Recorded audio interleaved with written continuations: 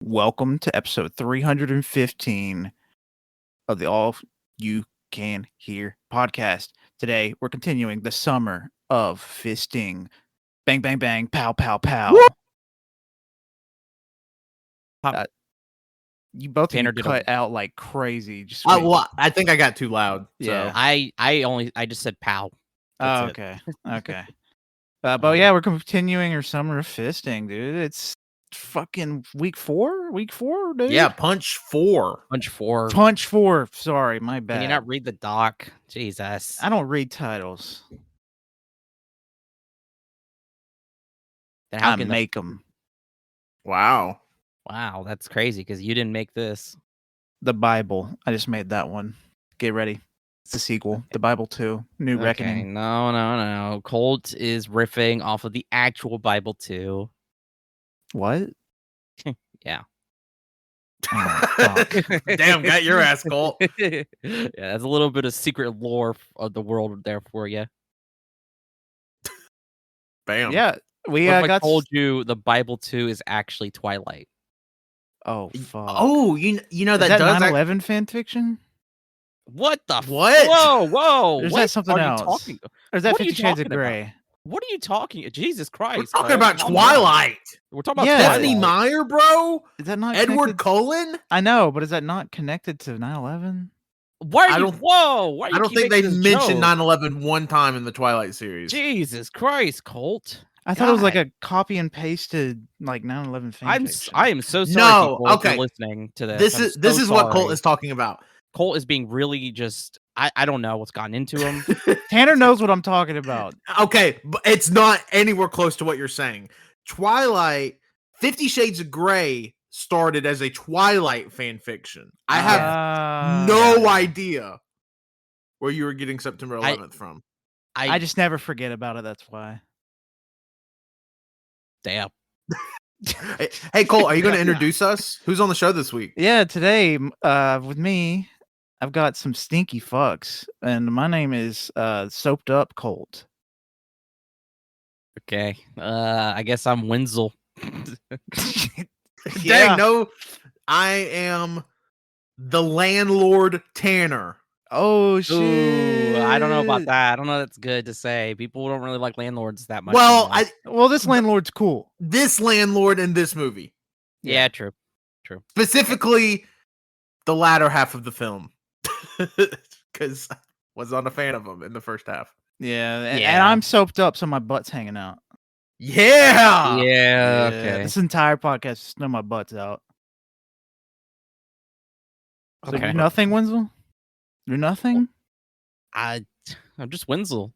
You're not a person from the movie? Okay, look, later in the episode, it'll get revealed that I'm the chosen one, okay?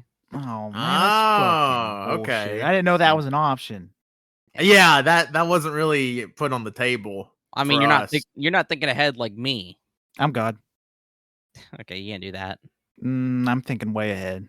No, you just confirmed yourself to be soaped up Colt. Well, if we're thinking ahead, can I just be a character from The Raid? Oh my god. And if we're thinking even further ahead, can I be the heat death of the universe? Ooh, that's a good one. You guys just know how to kill any fun. Yeah. It's because of people like you. People like me? Wow. Oh my Damn. gosh. That's right. That's right. If you're going to do that, then I'm going to do this. Don't discriminate against artists. Oh my god. If you're not struggling, you're not a real artist. Water literally almost came out. Like, swear to God, I took a sip of water because that was not the direction I expected Wenzel to go in. And water almost came out. Like, I could feel water enter my sinus. Good Lord. Okay, let's talk about this. What movie are we talking about, Colt? You could probably get a little bit of what we were talking about if you've seen this movie before, or just saw the title of the episode. Shut up. People don't read the title, okay? If you've already read it, forget it. Okay. So today we're talking about Kung Fu Hustle, the movie that came out okay. in 2004. What was everybody doing in 2004? I just started elementary school. I just started elementary school. Well, I started that in 2003. That's when I first got to 2004, 2003 or 2004. I just got to Alabama. Wow. Yeah. And you never left. You love it so much. Yeah, that's why. That's the reason why. What was I doing in 2004? I was probably right in the middle of my obsession with Pokemon because I was in the 3rd grade, I think. Third or 4th grade, but it was like right when like Pokemon and Yu-Gi-Oh really started popping off in my class. So like we were all playing Pokemon and like we would bring our Yu-Gi-Oh decks to school and play Yu-Gi-Oh and stuff. Oh, yeah. Nice. Oh, whoa, Colt. I don't know if anybody heard that. Colt was cutting out real bad. Yeah. And wow. Oh. He still is. I'm not even. What is happening right now? I'm not doing a bit. Tanner, can you hear me fine? Oh my god. Okay. That came through, but you were cutting out really bad. Really bad. No, y'all aren't cutting out for me. What? Okay. What'd you say? I'm sorry. Do you not care about Pokemon anymore, Tanner? Yeah, I was gonna. No. Okay, good. I was gonna say like either Tanner is still obsessed with Pokemon or he doesn't anymore. No, I'm still like in. I mean, obviously, I'm not into Pokemon as much now at 27, almost 28 than I was at 8 and 9 years old. But I would say 2004 was like probably the first year I got like super into it. Like I had watched the anime and I had played games before this, but like to me, like 8 and 9, like I finally started to have like cognitive function of like understanding stories. Like I'm pretty sure 2004 was probably the first year I ever beat a Pokemon game, which would have been Ruby, I guess. Damn. But yeah. Okay. I see you. All I right. see you. That was when I was a stupid little baby in kindergarten. Yeah, I figured y'all were probably both still in diapers. Uh-huh. In What? 04.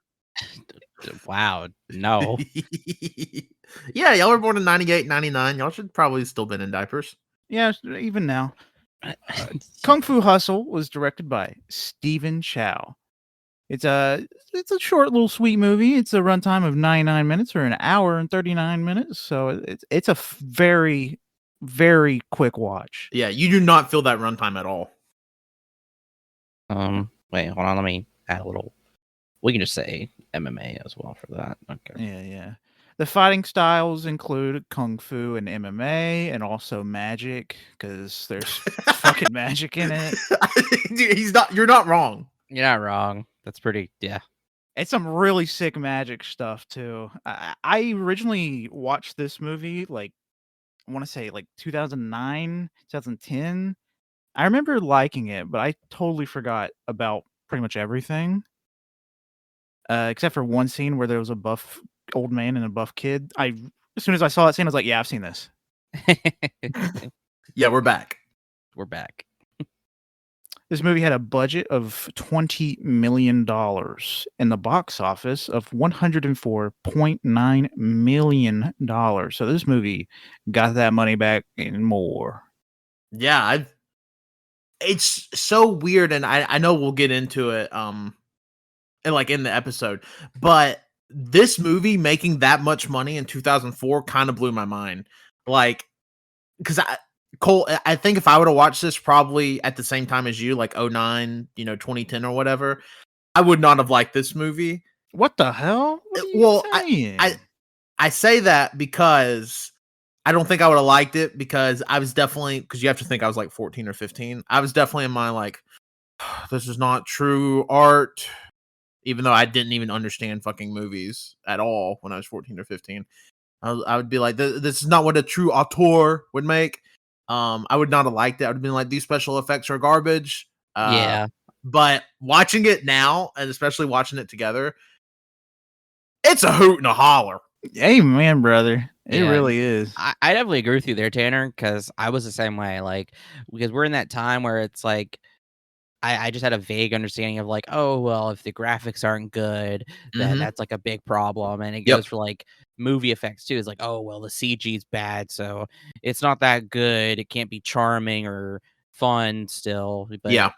Damn, y'all fucking sucked. I was just laughing because they did funny stuff.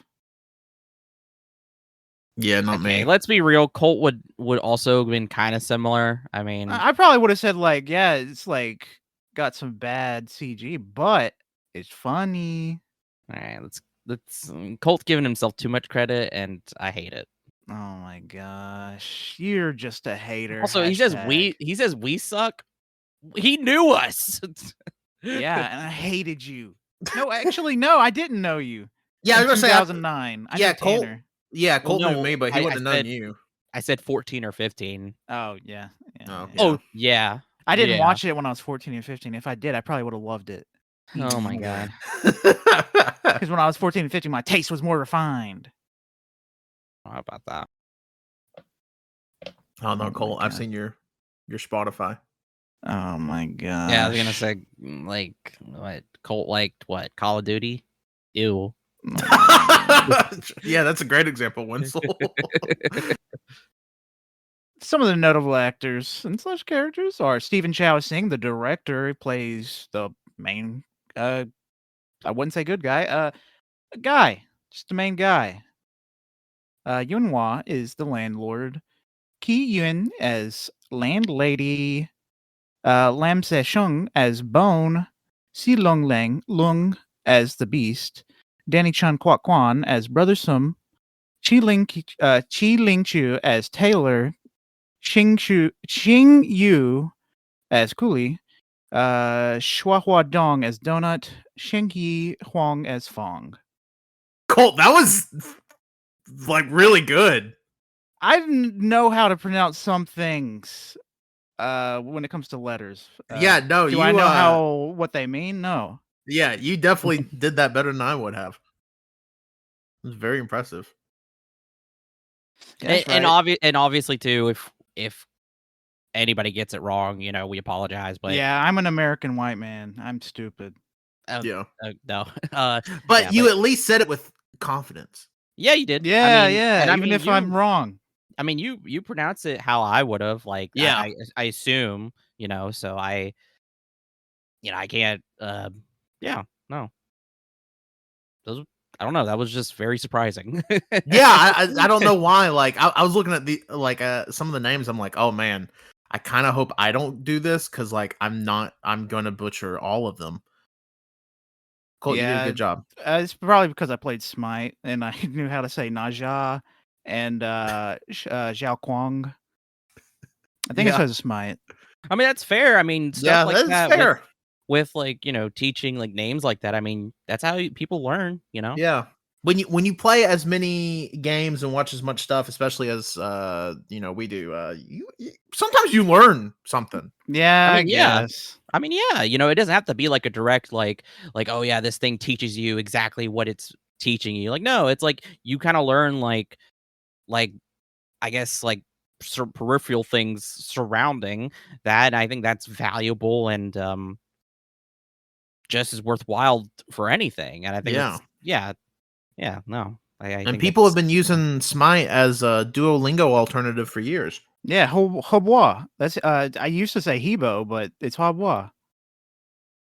Oh gosh, I'm East trying to think of River God. I can't remember. I'm trying to think of other gods. What's that one with all the bees? Owl. You're thinking of the Mayan god. I know, but I remember when I first saw it, I was like, how do you pronounce this? I cannot remember. I can't remember. Damn. Yeah, no, they do a good job. Yeah, I put like a month and a half of in-game time in that, and I haven't touched it in years. Anyways, we're talking about Kung Fu Hustle. So I'm going to give you a synopsis, little info about it. When the hapless Singh and his dim-witted pal Bone try to scam the residents of Pigsty Alley into thinking they're members of the dreaded Axe Gang, the real gangsters descend on the Shanghai slum to restore their fearsome reputation. What gang leader brother, some doesn't know is that 3 legendary retired kung fu masters live anonymously in the decrepit neighborhood and don't take kindly to interlopers.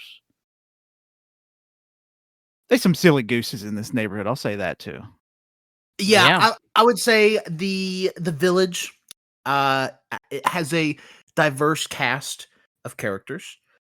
Because it also takes place, and it's really not apparent in the movie. The only reason I knew it is because it was in like the YouTube description for where we watched it. Because this movie is available for free on YouTube with ads, like an official like thing. And the ads do pop up quickly, but I don't care because the movie was funny. Yeah, the movie's still really good. It said it's based in the 1940s. Fuck. Which I wouldn't have assumed.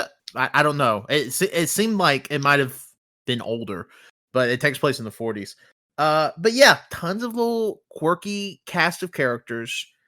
Let me tell you, just my initial impression of the movie before watching anything. I feel I just want to say this with the opening title sequence with the butterfly flying through the valley and the level of CG that was there. I was like, I don't want to judge a movie by its cover, but this may be a little cheesy. Which we hadn't really dealt with so far in Summer of Fisting. Not this level of cheese. So I was a little scared for that, but that quickly evaporated as we got into the opening minutes of the movie. Yeah. Yeah. Because it immediately kicks off. That It's crazy how like jokes per second that were thrown at us, and they were good jokes. Yeah, so I guess I should go ahead and ask you guys, like, it does go right into the action fairly quickly. How do we feel about that going right into it? Like, does that feel rushed? Is it good or bad, or does it just feel just right? Or what are we thinking with how it goes kind of right into the fighting? Because with the past films like Police Story, there's a whole setup with Enter the Dragon. Again, there's like a match, but it's not nothing like what happens later. And then in Drunken Master, again, it's like kind of a little build up. So it takes a little bit. How do we feel about that? I'll go first. Yo. I loved it. I thought it was a very bold decision, especially because of what this movie is. Which like the way I viewed this movie, it is a legitimate like martial arts film, but at the same time kind of being a parody of itself in a way, but it's done so cleanly, like you don't feel insulted as the viewer watching it. So I thought them grabbing at least my attention as the viewer first thing with like this fight, and then there's like a dance sequence right after it. Which I was like, okay. I thought it was really bold and I loved it. And like Colt's already mentioned, like this movie does not stop. Like the amount of jokes per minute, the amount of action in the movie, like I don't think it's super crazy to say this has the most action out of any of the movies we've watched thus far. And yeah, I mean, like this movie just starts at go and does not stop till the credits. Like it's super impressive. For it to keep up this like level of pace for 100 minutes is kind of crazy. But yeah, I loved it. Starting the movie with like this big set piece. Yeah, I'm the exact same way. I love the action starting immediately and the joke starting immediately because it gives you a taste of what you're actually in for. Especially with the humor being so outrageous. The Axe Gang like going and just attacking this group of men.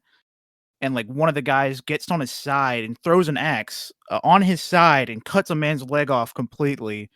And then the man's wife is hidden. Apparently, it's the Axe Gang leader's sister or something like that. It's probably It's his just called her sister. Okay. His actual sister is like, please don't kill me. He's like, I don't kill women. And he said, go, get out of here. And he looks at his assistant brings him a shotgun and he immediately shoots her in the back and she goes flying. It's fucking hilarious. I know that sounds terrible, but it's hilarious. Like in the context of the movie, it's funny. Like it's played 1,000% for laughs. It's not supposed to be like, oh, that was like it's again obviously meant for humorous reasons, because some of these gangs in martial art films are like, we don't kill women. So him doing that and then just blowing her away with a shotgun is like objectively hilarious. Yeah. No. I agree with everybody here. They get right into it and they don't stop. And it was a choice that I think was good. It was a lot of fun and it never got tiring whatsoever. And should mention too that they mentioned a dance scene. There's literally in the very beginning after we see them initially, because it's a fairly big like confrontation where the whole gang meets in the center of or in front of the police station to attack this smaller crocodile gang. That's what they're called, the crocodile gang. Yeah. And they have a dance number right after, and that's actually meant to reference West Side Story, because it's like a montage of them basically taking over all of the territory, because it just goes through them like killing the rival gangs and stuff. I just thought that was a neat thing that I found out while I was looking stuff up about this film. And then also too about how like West Side Story and Romeo and Juliet play kind of like they're like parallels with those works in this film as well. I just think that's kind of fun too. But it's again like I said, and like everybody else here says, like it really goes into like the constant like jokes and action, and it never really gets old or tiring or any like rushed or anything. It feels it's so much fun. And then like speaking of that to the jokes, because it is so far we've watched 2 action films that are also comedy films with Jackie Chan and his very physical kind of like physical, acrobatic, operatic, slapstick style comedy and action. How does this compare to those films and to the oh, excuse me, sorry, I had a burp. How does it feel compared to the previous films that we've seen so far, and also with its like kind of unconventionality of like of its usage with CGI and its comedy as well? How did that come across to us? How did we feel about that? To me, it feels weird to compare this to any of the other movies we've seen, because this is the most outlandish, wacky film that we've seen by far, and there's nothing like it in any of the other movies. Yeah, I think so. So like the film, like in Police Story and Legend of the Drunken Master, you kind of nailed it where you said Jackie Chan, this physical slapstick style comedy. I don't feel like the comedy in this movie so much as physical. Yeah, I do think there are like some legitimate slapstick moments in it, but I think most of the comedy in the film actually comes from like conversation and the dialogue between all the characters. Like it feels much more westernized, I guess, in that way, where like the actual script is funny. And yes, there are still some slapstick comedy moments, specifically like with the landlady running and her whole deal. Like that's funny from a physical aspect, but also that kind of mixes in the CG. So I kind of agree with Colt, where I don't think the comedy in this film is comparable to any of the prior films we've watched, because I think it's in an entire league of its own as far as like comedy goes. Because this movie, to me, unlike Police Story and Legend of the Drunken Master, seems like this was made as a comedy first and an action film second. Where in those movies, it definitely feels like the comedy, while there and very prevalent, is like to the back burner of them being action films. Yeah. No, I see what you're saying. It's kind of like, yeah. So it's like while the action is happening in Legend of the Drunken Master and in the Police Story to show off Jackie Chan's capabilities and his abilities, the kind of the humor kind of flows around it, basically, kind of like a hurricane, where Jackie Chan is the eye, and then the storm itself is surrounding him. That's like the comedy, pretty much, kind of building off of the action itself. Yeah, Yeah. no, I get that. I just say that because again, with those past films, they were more funny, and then with the first film we watched was definitely on the more serious side, and this is way more on the funny side. Yeah. Than either of them, really. And you mentioned where you feel like, Jackie Chan in those last two movies is like the eye of the hurricane and everything built around him. I completely agree. I do not feel that in this movie. I feel like everybody is like, obviously everybody can't be the centerpiece, but everybody is popping off jokes. Everybody is kind of involved in these cool action sequences. Whereas in the prior two movies, while both being, excellent movies in their own right, it builds off of like Jackie's like charisma and energy. Where in this movie, it seems like everybody is able to shine in a way for like to highlight everybody else's stuff. Like, it doesn't feel like there's one center of the movie and the movie builds around it. It seems like there's just like, I guess to keep with the weather allegory, it's like pop-up tornadoes of like just comedy everywhere, the whole movie. And it's not just like one centralized storm.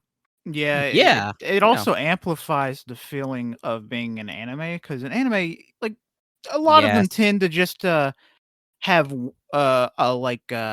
everyone has their own fucking badass moment, instead of like one person just keeps on being the only badass person. Like in Jujutsu Kaisen, for instance, like Itadori is the main character, yes, but everybody else got some cool shit going on.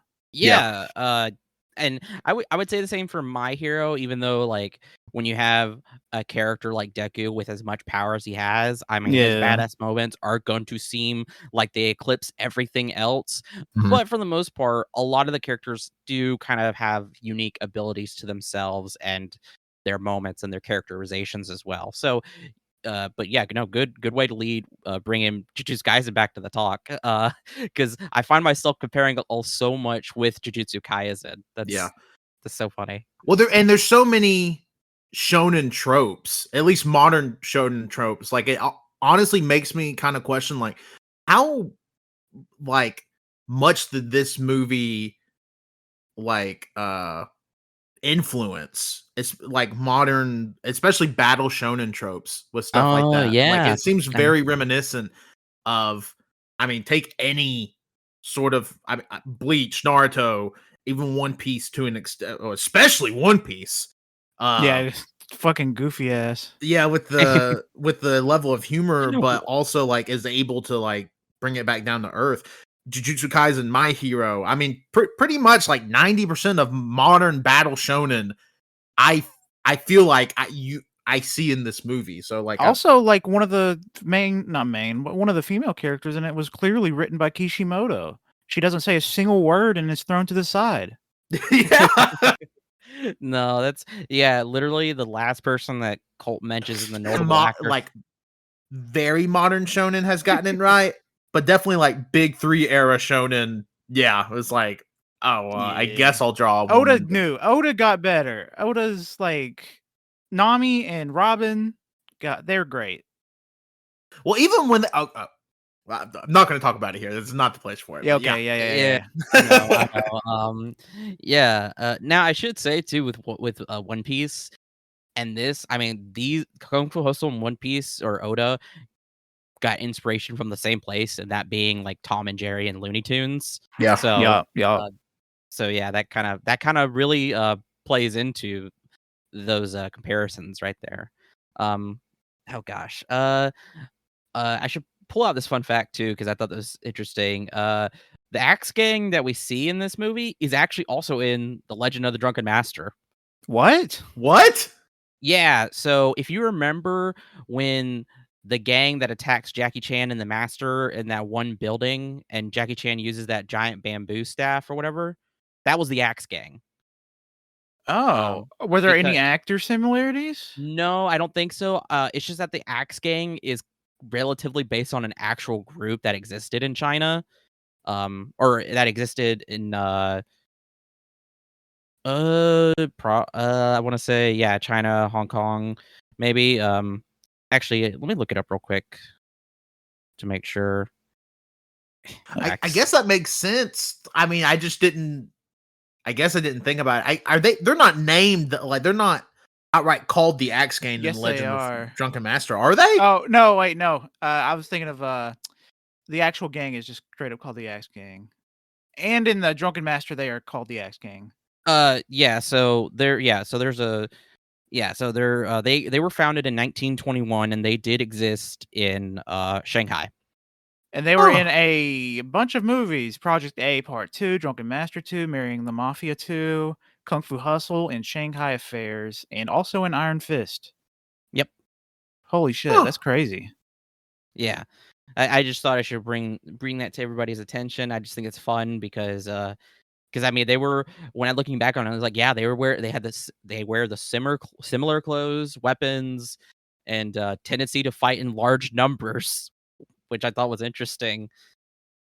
I also hope that means that Legend of the Drunken Master and Kung Fu Hustle take place in the same universe. Well, here's the thing about that too. So, oh God, this is one of the things I had to look up again before the podcast started to make sure I was reading this right. So, God, who is this? There was somebody. Oh God, hold on.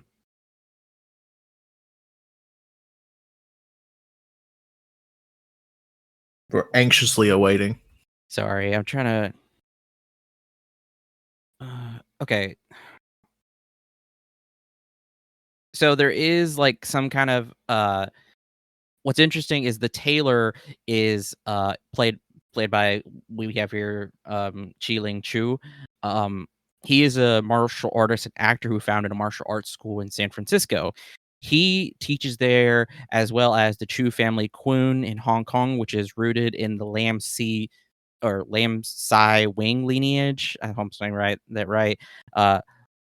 Lam Sai Wing is a folk hero, and Chu Ching Ling's father was a student of his, but Lam Sai Wing himself was a student of the real life Wong Fei Hung, the Drunken Master. Huh. So there's a little bit of a correlation there between that. Yeah. Sorry, I was trying to make sure I was reading this right. Yeah. Sorry about that. There's a lot of people involved too, so. Yeah, I just thought that was like interesting how much like this also connects back to Drunken Master, even if it is like more of the real life stuff connecting back to a fictionalized version of an actual person. Yeah, I just thought that was fascinating. Okay. Let me see. What else did I have? What do we think about the action set pieces? What do we think about that? They were pretty cool. A lot of them were just open, especially like the pigsty place, but that's makes sense because there's a scene where a dude is playing an instrument, shooting little blades out of it. That shit needs to be open. Yeah, true. I thought they were good. Yeah, so it's so weird because I feel like the movie flows in such a way, like it almost feels like just one long action piece. Yes, there are the individual fights in my mind, and there's like few moments of like reprieve between them. Like I'm thinking from the first fight at Pigsty between the Axe Gang and like the three hidden masters in the village. Like between that and then we get the fight again between the three of them and the two assassins. Yeah, then, like it just feels like it flows. But I think they're good. Like I don't think, again, you can't really compare them to something like Police Story or Drunken Master or Enter the Dragon, because those are all practical. Like those are all fights. Like Cole said, one of the guys in this movie plays an instrument and blades and undead samurai and all sorts of shit like come out. Not samurai. They're just So- old warriors. Old warriors. Like old warriors are coming out to just fight.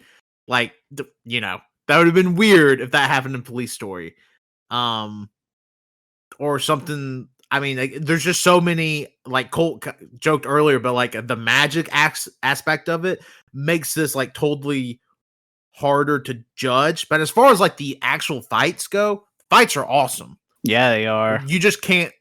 To me, you can't really compare them to, again, something like Police Story or Legend of the Drunken Master, because that, I mean, they're I mean, I guess you can kind of say maybe Legend of the Drunken Master, a little bit of magic happens because he drinks a lot of alcohol and he starts breathing fire. That's not magic. No, he's just shooting alcohol. He's just an alcoholic. Yeah, but you know, Which is pretty magical. Yeah, pretty magical sometimes. I would not say that.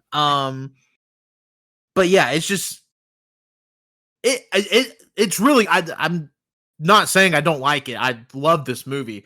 But it's just so weird to think of them as action set pieces. And in some of the set pieces, like there is a Wile E. Coyote and Roadrunner sequence of them running through the countryside, like feet wheel spinning and all, like during one of the fights. So it's kind of weird to call it like a full action set piece, but they're really good. Just don't go in expecting like Police Story stuff. No. Yeah, that was a lot of fun. Like it's not a exaggeration. There was legit Wile E. Coyote and Roadrunner scenes. Yeah. But because like it goes from pigsty to the city, back to pigsty to the city, and it definitely just kind of flows between those two places. So there's never really any like differentiating between those two places. Like there's probably one location or maybe two that are like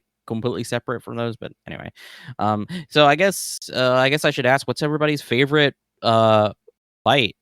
Oh, that's easy. That's 100% the dudes playing the instrument, shooting out blades, and then we had all the other masters, or at least two of the masters. One of them got his fucking head cut off. The spear master specifically, holy shit, it was super cool watching him grab a bundle of spears and fly through the air as he just slams them, blocking blades, throwing them at him. It's just an awesome fight all around. Even with the dude with the rings on his arm, those were fucking sick as hell.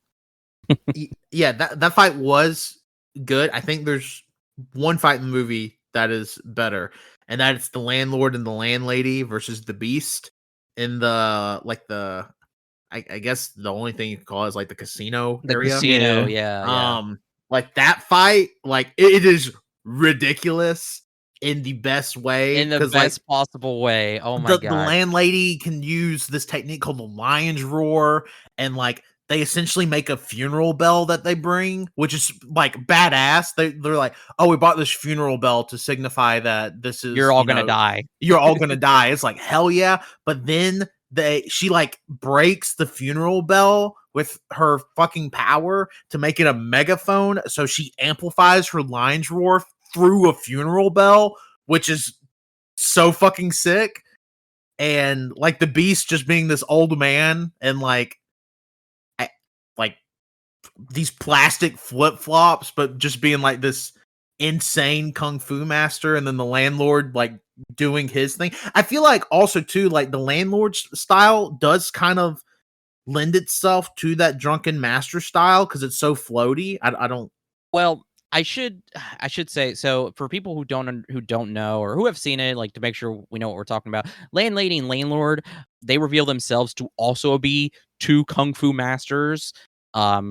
She I can't remember her specifically, but I mean her ability is lion's roar, but she has other fighting capabilities, and he is, from what I've read, his style is basically Tai Chi, which is him just redirecting his opponent's moves and basically using their bodies against them, which we do see that when he fights the two musicians, because the entire time they're trying to hit him and he's just like smooth like jello. Basically he's almost dancing. Floating. Like there's a scene where he's getting slashed at, and then he just like falls like a piece of paper through the air on the ground and shoots back up on his feet. It's fucking oh my god, Cole. Crazy. This has to be. It almost reminds me of the fight with going back to One Piece for a second, the fight that Luffy has with Enel.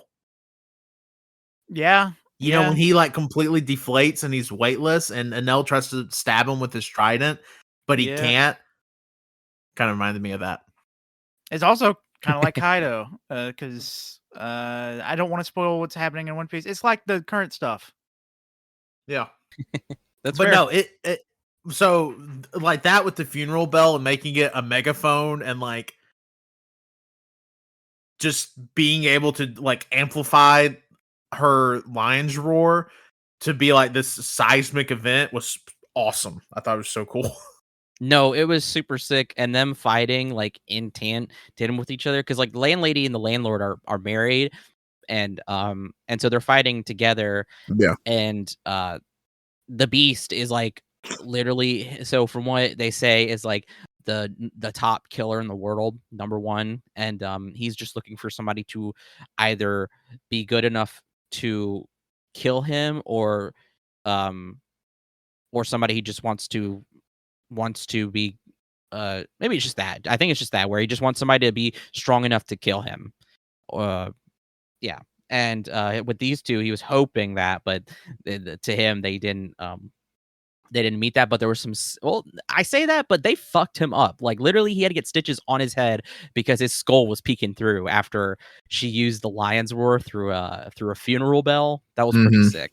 And there's a part in there though, whenever they're fighting, he like twists her arm, but she doesn't know how to redirect that twisting energy. So her husband, the landlord, has to grab her and twist her to redirect the energy. It's so insane. Yeah. Like it's funny, but at the same time, it's like so super sick seeing them fight, because a lot of it is just CG. Like there's like whenever she does a lion roar, I think me and everybody here was screaming, because when she does it, she like sucks in, like she takes in all the air, and she basically she gets really skinny, and all the air goes into her boobs to make them bigger until she roars. It's pretty crazy. It's where the air is stored. It makes sense. Yeah.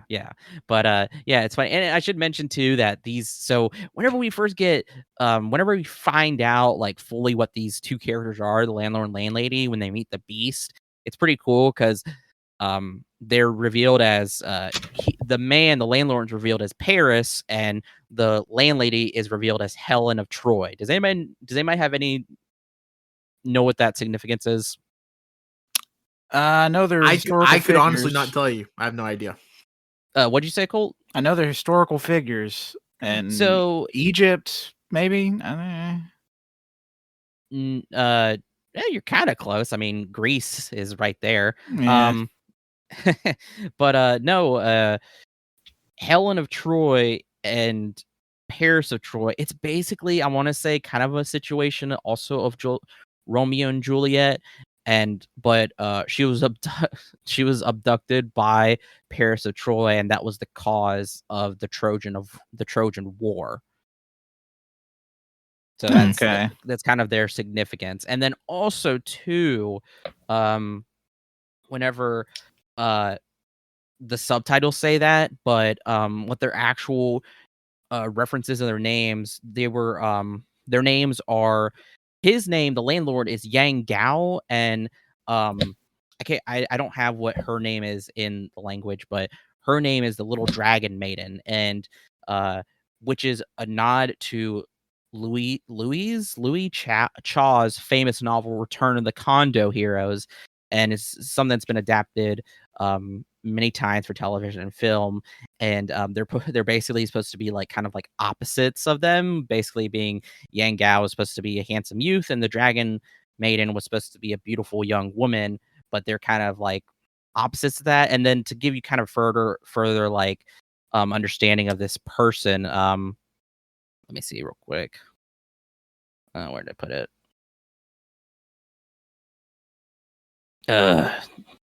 Where did I write it? That author. I'm sorry.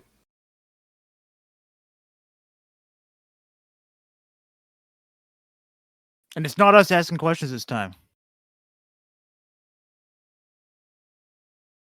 Because usually Wenzel's like, stop asking me questions. Okay, sorry. So, a lot of the stuff in here, the names of like the superpowers and the magic and the characters and stuff, they're based off of pulp novels of Louis Cha, a household name in Hong Kong, often compared to Alexander Dumas, and credited with the invention of modern martial arts swashbucklers. Oh, yeah. Okay. So there's a lot of references to him in this film. So through those two. Yeah, so I thought that was a fun little tidbit there. Hell yeah. As for my favorite scenes, I mean, it's honestly a tie between those two, just because they're so. Well, I say that, but the final fight is so fucking crazy. That's my Final second fight place. Yeah, final fight would have been my second place.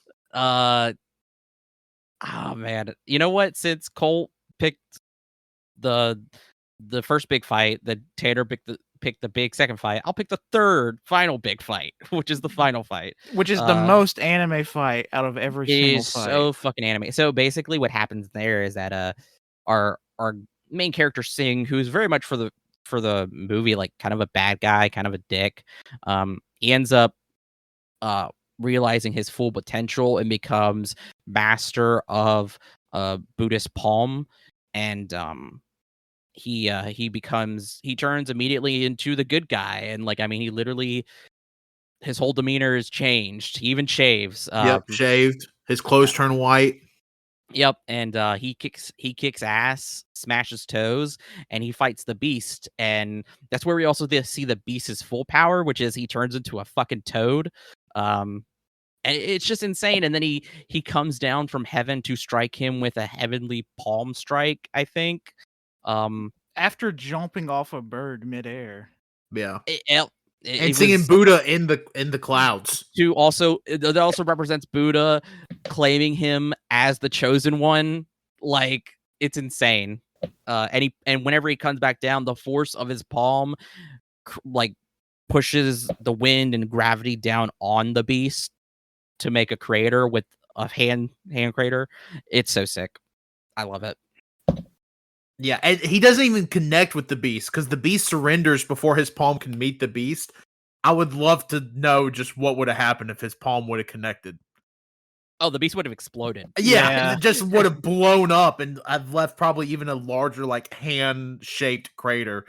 But yeah, speaking of, like, it's anime as hell. Like, it's anime, but also, like, it's very Tom and Jerry Looney Tunesy, because like as he's stomping toes, everybody's foot is just completely flattened as if he has caused the inside of your foot to explode and just become mush. Yeah. It's so good. and even the beast remarks about it, saying that's like child stuff, but then he gets his toes smashed and he's like, shit. Yeah. It's very good. And then I loved when the beast turned into like his toad form, like essentially because Colt was like, oh, so he just bulldozes? And like, yeah, he just becomes like a human bullet. And it's so powerful. Yeah. Yeah, and the magic system or whatever, it's really interesting because basically every person kind of has their own school and unique abilities too with that school. It's really cool. It's just really sick. And we find out later that it's like it doesn't matter basically who Buddha or anybody really blesses with these gifts. It's just kind of, it can be anybody, and it's kind of your choice about which path you want to go down. I think that's interesting too. And it sucks too that we don't see the three masters for so long because they die so early. And it was so funny too, because we were sitting there picking like, okay, who are we gonna be? And immediately the person that Tanner picks, as soon as he picks him, he fucking dies. Yeah, the fucking leg guy, the kicker, gets decapitated, like doesn't even put up a fight. I'm like, oh, I guess all of us are about to die. But like the staff and like the Iron rings Fist guy, Iron Fist, they get like this whole cool fight. I'm like, what the hell? Why the kicker guy not gonna go out fighting? And it's so stupid too, because kicker guy even saw like all the things around him getting cut in half, like a cat and like all these vases and like these little shops, and like he just doesn't do anything, and then he turns around and it's like ching, and like just decapitated. It's like, what the hell? Yeah, it was pretty funny, and Colt really loved the staff guy. He only says that because that was Colt's choice. Yeah, I lived the longest. He lives the longest, and his staff guy name is Donut too. So it's like, oh, Yeah, that's Colt. And yeah. I chose the Taylor, but the Taylor was so sick because he like. Okay, we should mention too the first fight with the three masters. I mean, really, the only fight with all three of them is when the Taylor sees what's happening. So then he takes his curtain rods and takes the rings from them and puts them on his arms to become the Iron Fist. It was so insane. Yeah. Dude kicks ass.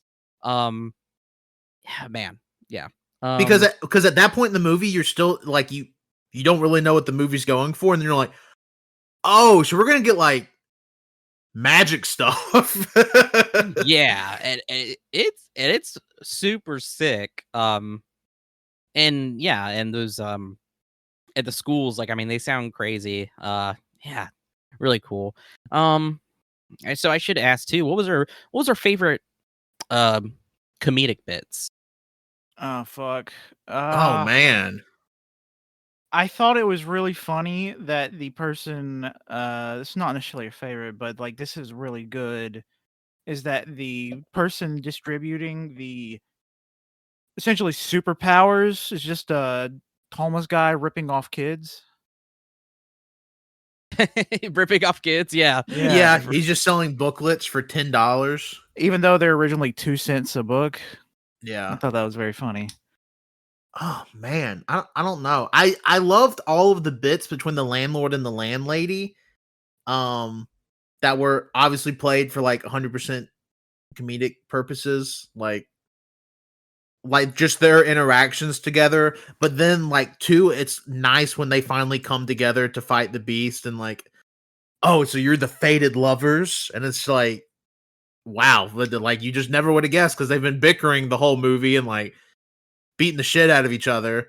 Because Yeah. at one point we thought the landlord died. This is before this is like 20 minutes in the movie, because the landlady like kicks them out of their like home, 5-story building. Yeah, and he falls face first and then throws a flower pot, lands directly on his head, and then the flower pot breaks.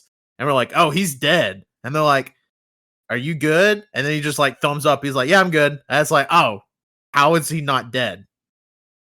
I thought all that stuff was pretty good. Oh fuck! Yeah. I really enjoyed the Roadrunner bit that the landlady would do. Oh yeah, but one part that was just fucking funny because it reminded me of One Piece again, with the main guy getting his head punched in by the beast over and over again into the floor, and it just kept going deeper and deeper. Realistically, that man's head would be caved in, but I guess he took a bite of the gum. Well, also too, when the beast kills like the actual leader of the Axe gang and like chops him, and his head turns probably like up 540 degrees. Oh yeah. And his neck is twisted. Yeah, his neck is just twisted. Like imagine like a rubber chicken you would just take and twist it. Like that's what it looked like. That's what it looked like. Yeah. Yeah, that was funny, but really like all the comedy in the movie to me hit. I thought it was funny. I like as the movie, like watching it as the movie intended. I thought it was funny. Yeah. So I guess that also brings me to another question.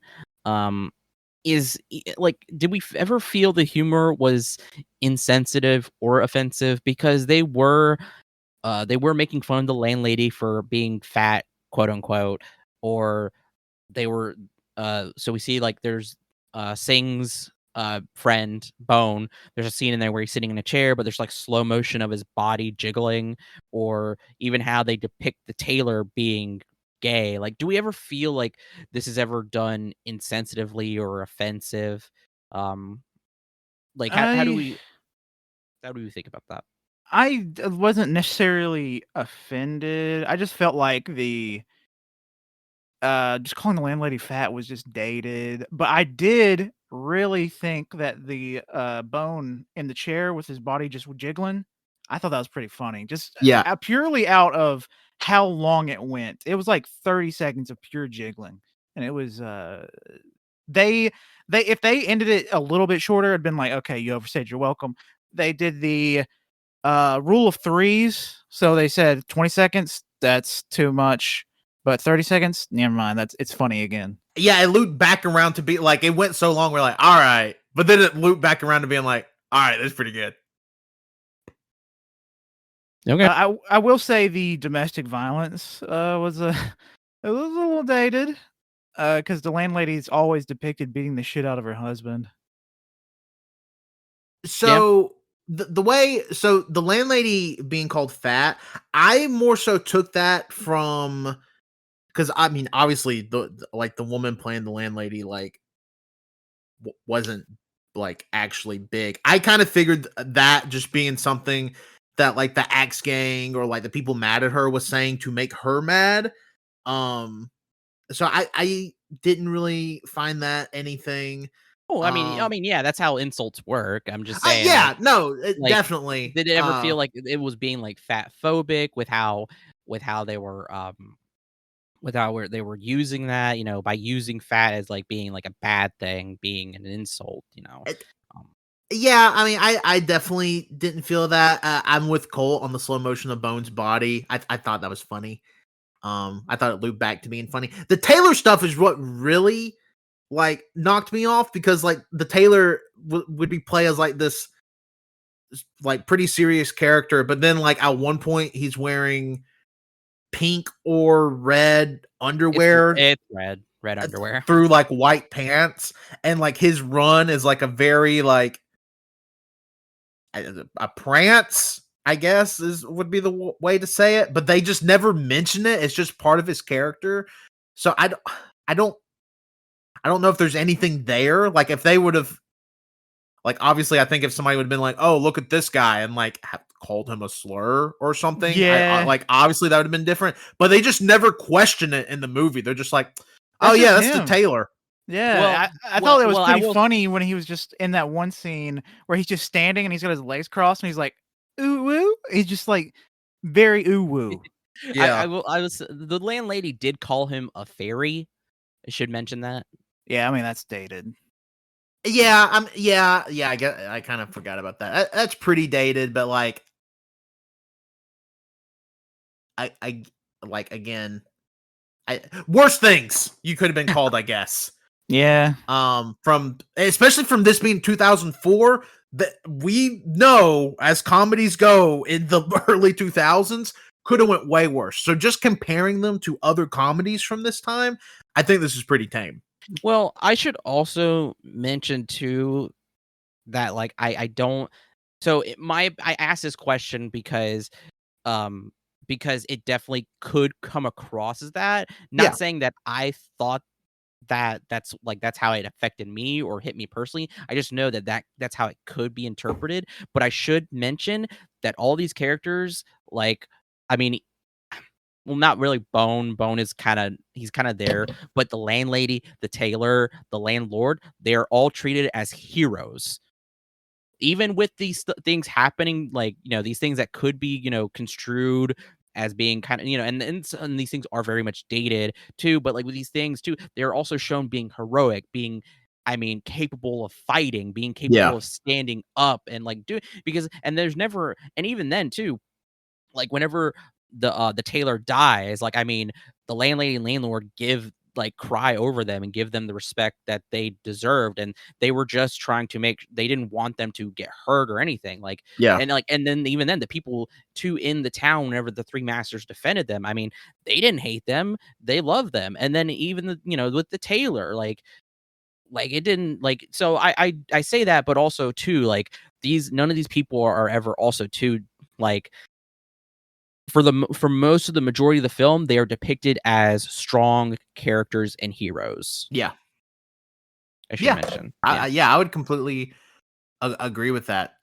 Like 100%. Like, I guess it'd be different if they were demonized in some way. Like if for instance, the landlady was weak because she was a lady, would have come across as, again, extremely dated. But yeah, they're all treated as equals. They all kick ass in their own respective ways. Like, so they're all masters. Yeah. And yeah. So yeah, I thought I should bring that to people's attention. And again, even with the language in the movie, the language 1,000% could have been worse for 2004. Like, I mean, Wenzel did say the landlady did call the tailor a fairy, but like, I don't remember anything else of that.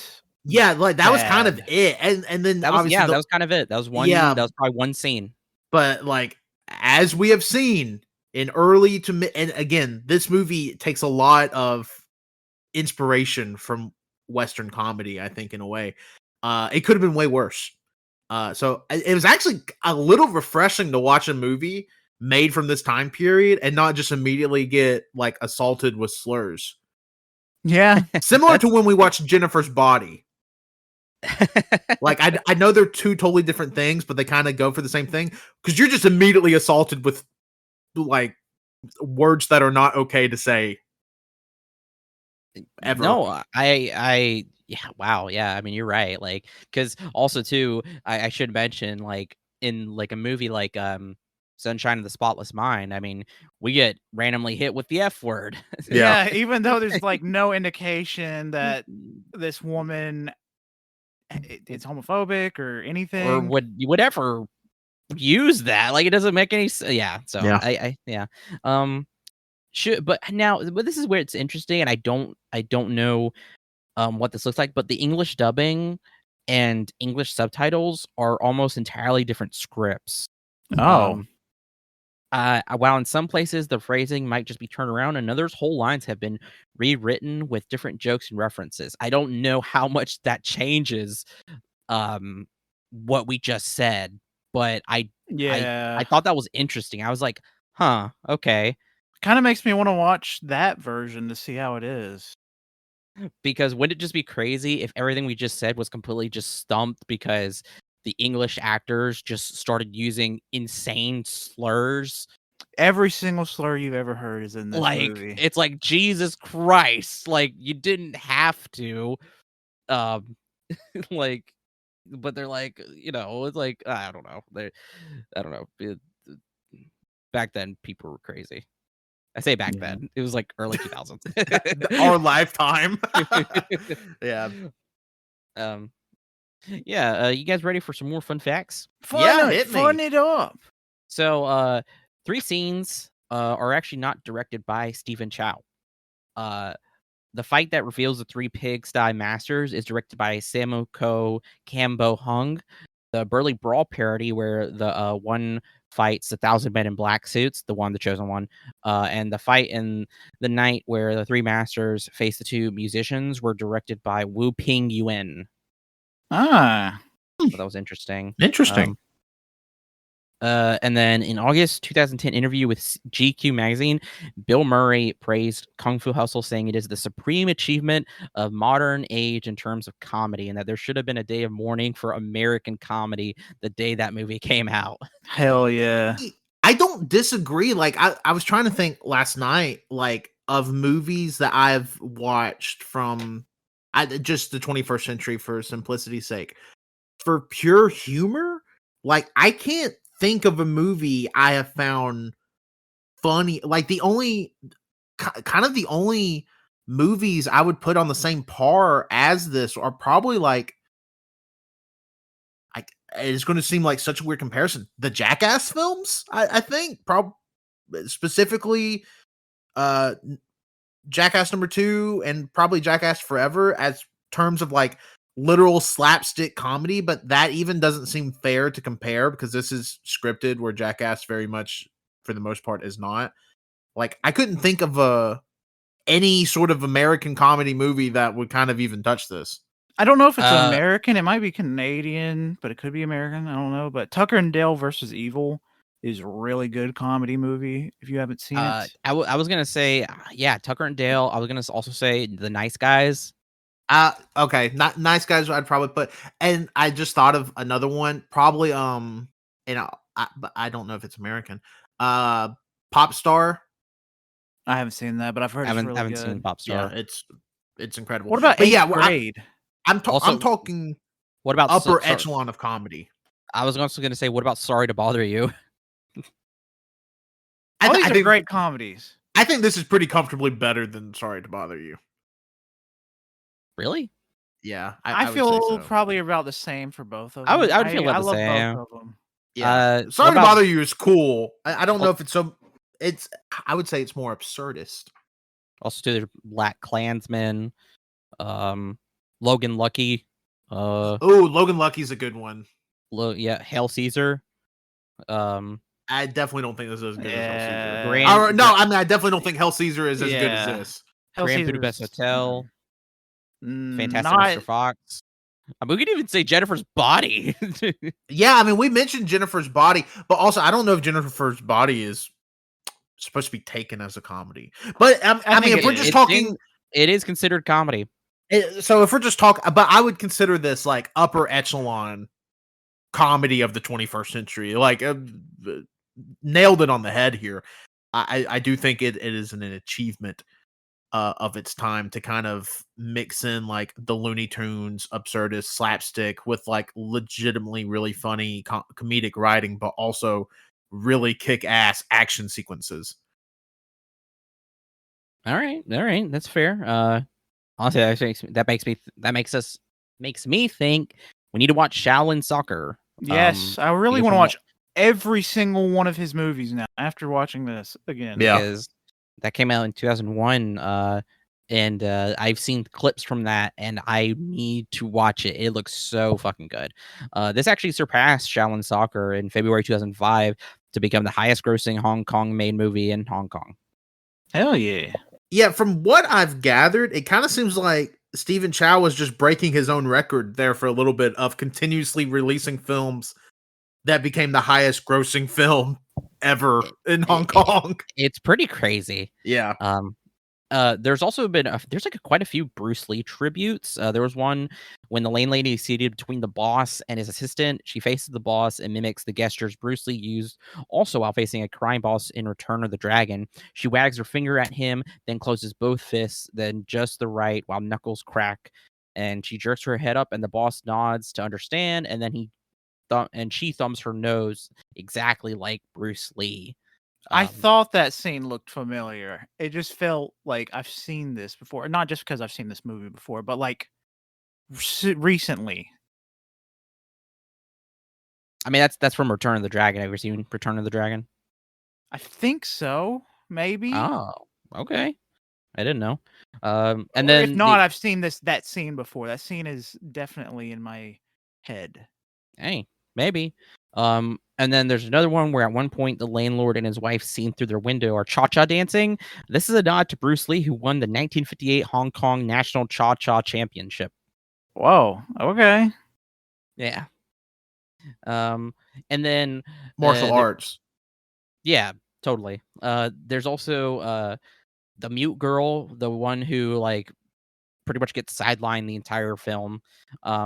There's actually actual meaning to, or I was able to find the meaning to what she was saying when she signs. Is, do you remember me? Long ago you helped me. I do remember you. Yeah, it says the gloss would be, you remember I, past times 2, you help to me, you remember times 3 to fully grasp the meaning. Notice she repeats past, so the past time was not recent. And B, she uses her facial expressions to denote the question. She frowns slightly for a moment. C, she help is a sign pointing to her to express she was the recipient of the help. And D, though the first remember is signed once, she remarks at the final remember, I do remember. As a little girl, she says, thank you very much. You can see it in it. It is Chinese sign language and not ASL. She moves the fist forward and bends her thumb. I thought that was interesting there. Yeah. I didn't know like some of that was how that worked. But that's Chinese sign language.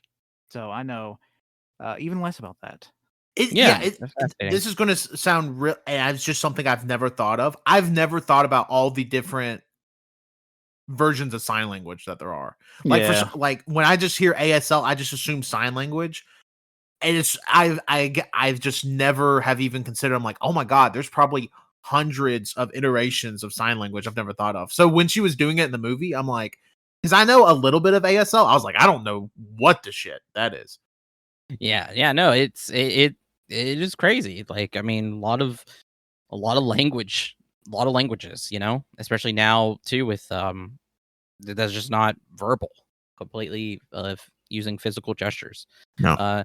The name Pigsty Alley, the play on the Chinese name for the walled city of Kowloon. It was a Chinese enclave in Hong Kong, and for much of the 20th century, it was well known as a breeding ground of crime, slums, and disorder. It was torn down in 1983. 1993. 1993, sorry.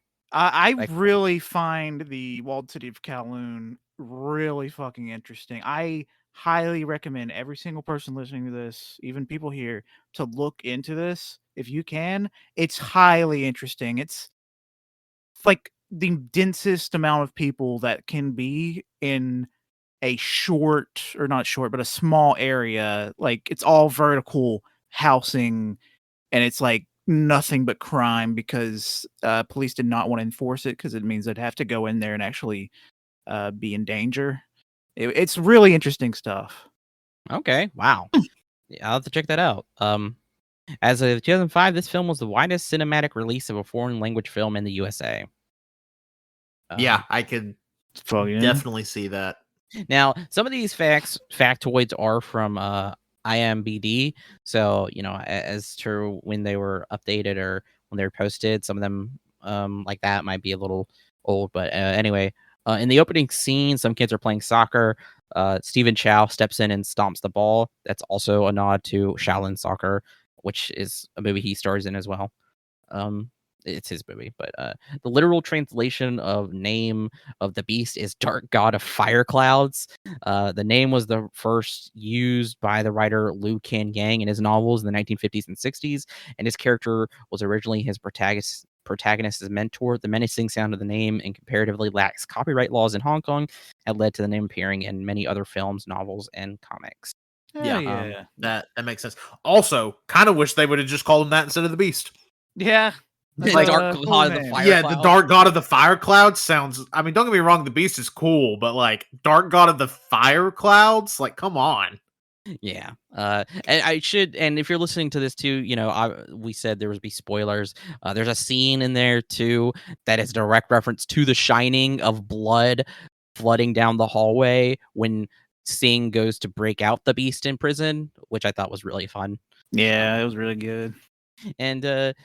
And so whenever Donut, the staff user, the staff master, die on his deathbed, he says, "With great power comes great responsibility." That was a direct reference to Spider-Man. I don't see how that could be a reference to anything else other than Spider-Man. Yeah, even when it was said, Colt was like, "Oh, Spider-Man." I'm like, man, are they really referencing Spider-Man in a 2004 movie? And yeah, they were.